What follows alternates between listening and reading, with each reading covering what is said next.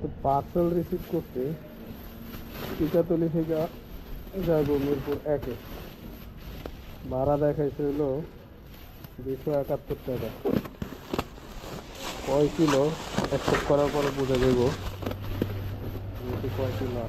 16 kilo ভাড়া 271 টাকা। Parcel তো পার্সেলে ভাড়াটা অনেক কম দেখায়।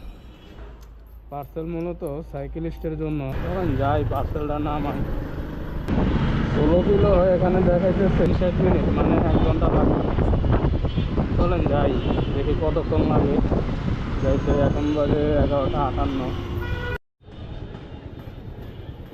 চলে আসছি। কয় মিনিট হলো? 37, পুরা 39 মিনিট লাগছে। 16 কিলো রাইড দিয়া 271 টাকা পাইলাম, আর 39 মিনিট লাগছিল। টাকাটা কি কম হয়ে গেছে নাকি ঠিক আছে? কমেন্টে সবাই জানাবেন।